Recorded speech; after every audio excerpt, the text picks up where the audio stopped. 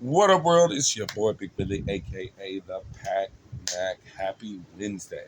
Kind of feeling a little under the weather, um, but I'm all right. I'm good. I hope y'all are having a great day. As always, I am blessed and happy to see you. Oh man! So last video we went over the formats. This video I wanted to highlight a couple of other formats that aren't really as well known. One that I'm kind of trying to like I really want to just make a thing of because me and my buddy did it several times this past year and it was fun and it was great and it challenges us to build more and make more commander decks. Um, so I'm gonna just go over just a couple of things and first one is going to be limited commander. Now, limited commander, it can be done several different ways because they actually had there's actually an official um, primer on doing a commander draft as well as a sealed for it, which is usually like 60 cards. We did one thing, my buddy Justin and I, who y'all saw in another video, Toski. Um, Me and him, we did a thing where we both bought a box and we had to build commander decks out of the box. Um, and there was like no little exceptions. It was just like, hey, look, you got to build a commander deck out of the box, singleton, everything as what it was, and we both did pretty. We both had some pretty amazing builds. We did this for March of the Machines. We did this for Lord of the Rings. We did this for I want to say it was New Capenna. It was either New Capenna or I think it was New Capenna. But we've done this like 3 or 4 separate times, and each time has been ridiculously awesome. Um, and we had a couple of exceptions. Like one of the things that we were trying to adopt that, in case if we did, was like the single color commanders had, um, for this purpose only had partner because like building a single color commander in this and most of the other commander draft formats, like it's kind of hard to do. But like we're like, hey, if you want to have the single color have partners just for this purpose only, fine, you know. But we both ended up with multicolor commanders that ended up working even more better for our purposes. But I know how expensive that could get because you're gonna buy a box, and boxes are 150, 120 if you're lucky.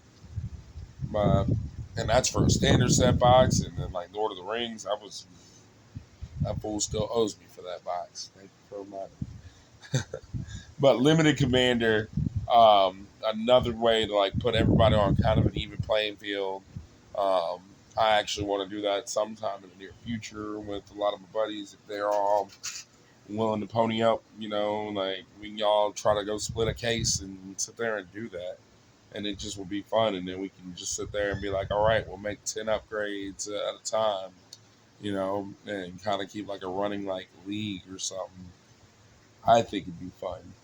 Um, but yeah, that's like limited box commander. Like that's what we're trying to call it, the box commander, because you get a box. 36 packs. Let's do it. The next thing I wanted to go over was cube drafting. Cube drafting is so fun. Um, I would highly suggest any chance you get to play in a cube draft, whether on Arena, whether on Magic Online, whether in person in real life. Play it. Play it, play it, play it. Cube drafting. Um, I used to have a cube personally. I had an all foil cube. That was my whole thing because I love foil cards. Back in the day, I was kind of known as the bling bling king, a little bit, just a little bit. It wasn't like I had like super heavy duty foil cards, but I did have some good ones in there. That I'm kind of semi regretting getting rid of my foil cube when I did, but at the same time, it was fun. It was a good collection of cards that not everything was in there was like super powerful, but there was a lot of just good cards in there. And I was actively trading for foils. And but anyways, the cube draft. Big thing is like it's just a big collection of cards. Usually, I know there's a couple websites that talk about cube drafting. I'm gonna try to see if I can list them up here. But cube drafting, you get like a good like collection, like 600 to 700 cards or something. Um, and then every time you play, you separate them into piles of 15. Give everyone a certain amount, and then they draft it like normal draft, except for everything is all returned to the cube. Me and my buddies back in the day, we used to put like either a pack or like $5 plus rare on the line, like just separate aside, so that way whoever won the cube draft would get something, and it was like because you play better when you're playing for something, in my opinion. Um, Especially for these cube drafts, nothing too fancy, but just something just to get everyone kind of on a grind and on a like just being honest about it, you know, instead of just like throwing it away, but also the experience, like just learning how to evaluate cards better, learning how like what cards really really suck, um, what cards are really really great in situations. You know, it's a really good experience, and it should be a really affordable experience depending on where you cube draft and where like as far as like the online goes and everything. Um, I know it sucks because you're not getting to keep something in return, but like getting to play with some cards that you'll probably never get to play with and stuff like that, I think the experience is worth it.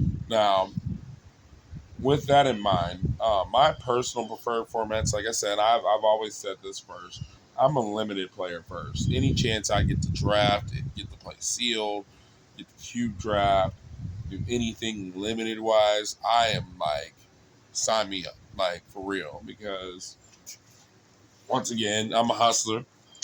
I try to hustle for every little bit that I got, but I am also broke.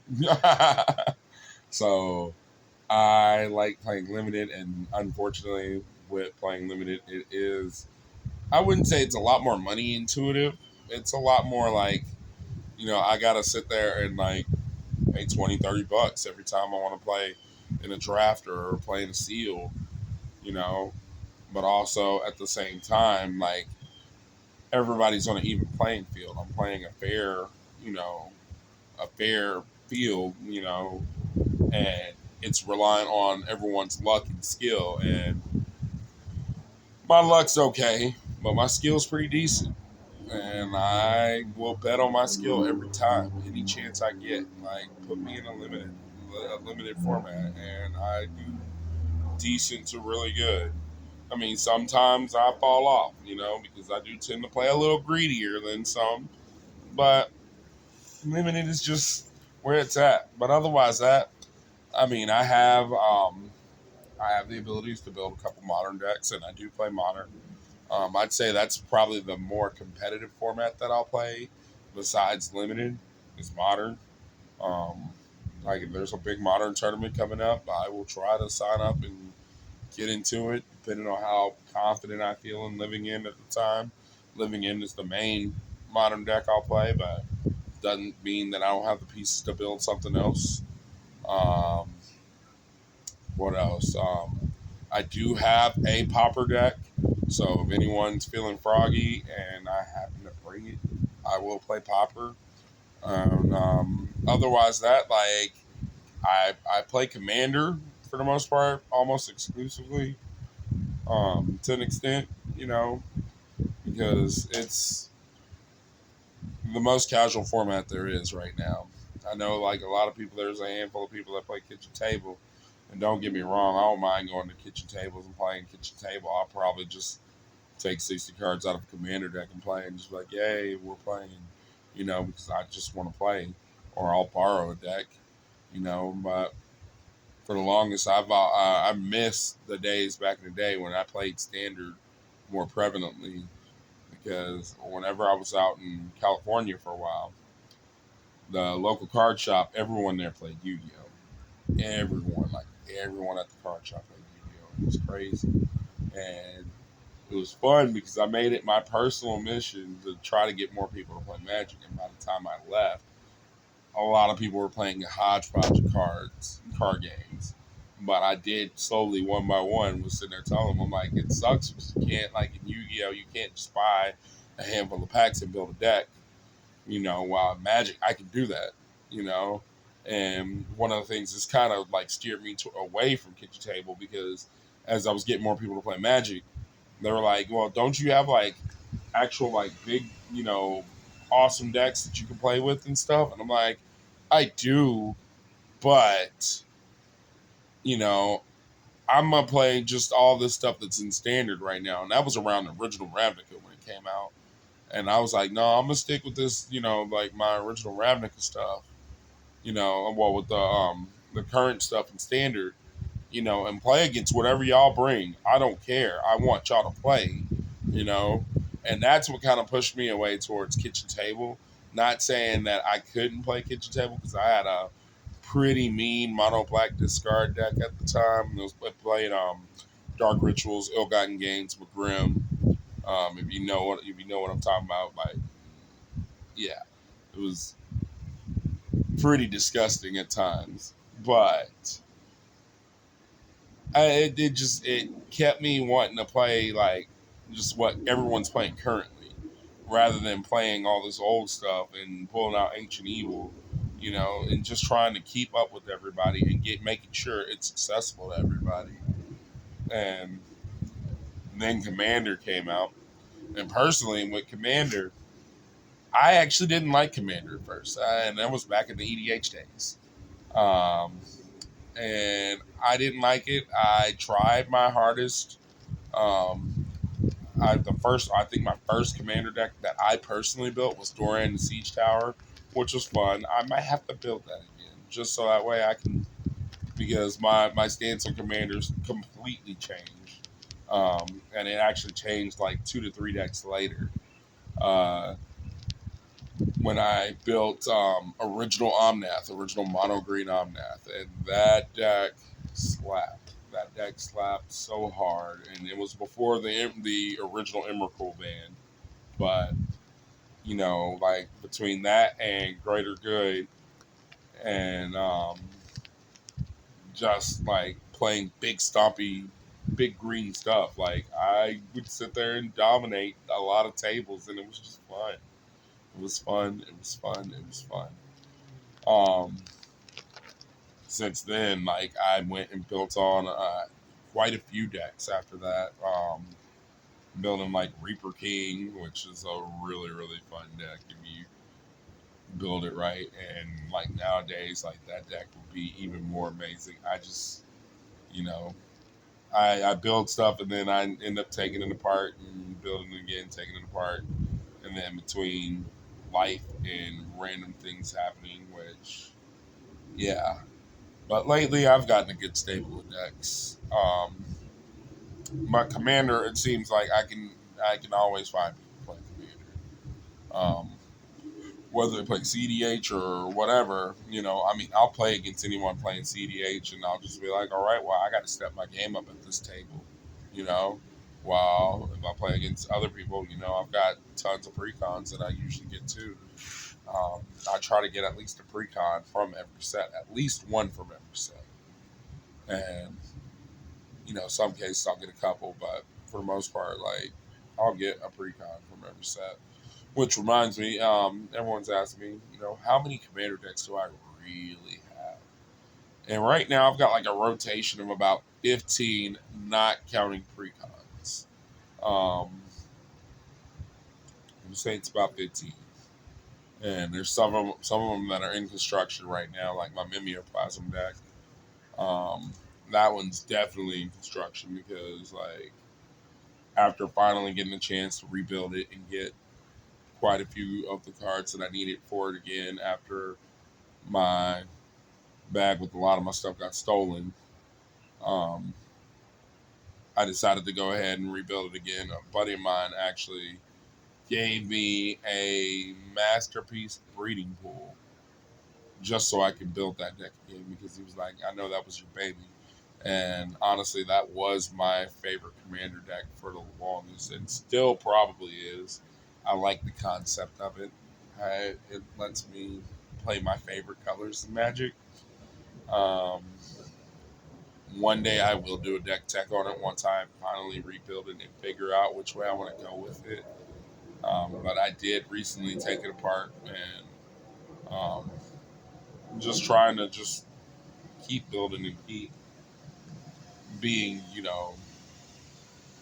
focused on building something new.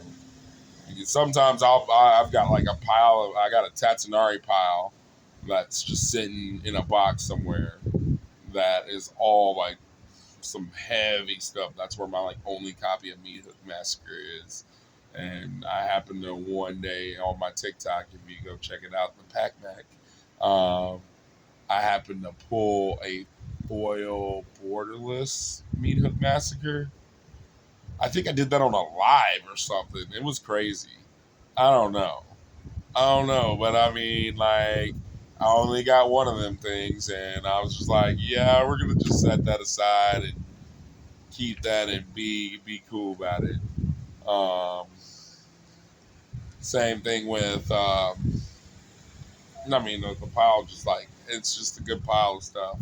I had another pile for like Evelyn from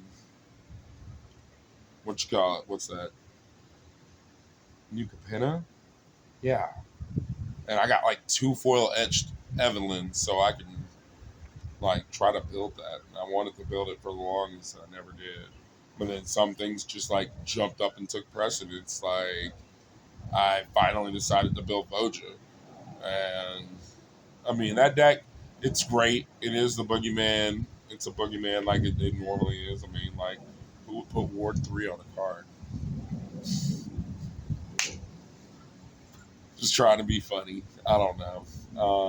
But Voja, that was a fun build. But I plan on editing that deck heavily because like it seems like there's like 12 other legendaries that deck could be because it's literally legendary matters, Naya legendaries.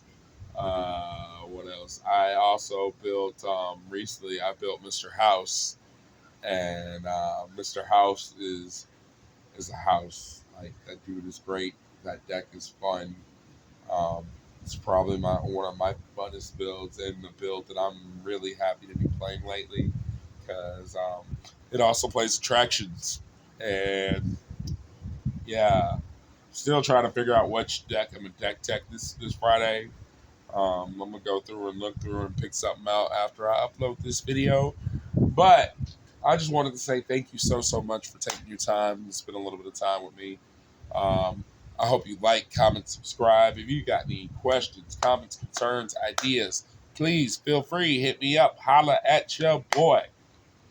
Remember, it is all about the gathering. Like real talk. I couldn't do this without my play groups. I couldn't do this without too many people that I talk to on a daily basis and on a weekly basis and on a monthly basis that want to know more about this game. It's a great game. I love it.